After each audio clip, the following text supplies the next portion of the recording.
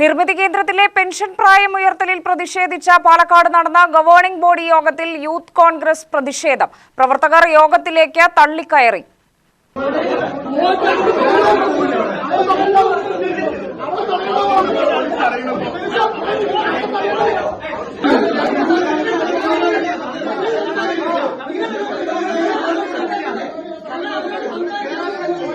പാലക്കാട് നിർമ്മിതി കേന്ദ്രത്തിലെ പെൻഷൻ പ്രായം 58-ൽ നിന്നും 60-ലേക്ക് ഉയർത്തുന്നത് യുവജനങ്ങളോടുള്ള വഞ്ചനയെന്നും നിർമ്മിതി കേന്ദ്രവുമായി ബന്ധപ്പെട്ട് നടക്കുന്ന അഴിമതികൾക്ക് ജില്ലാ കളക്ടർ ഒത്താശ ചെയ്തു കൊടുക്കുകയാണെന്നും യൂത്ത് കോൺഗ്രസ് പ്രവർത്തകർ ആരോപിച്ചു.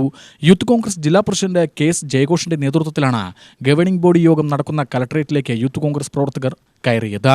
പ്രവർത്തകരെ പോലീസ് അറസ്റ്റ് ചെയ്തു നീക്കി.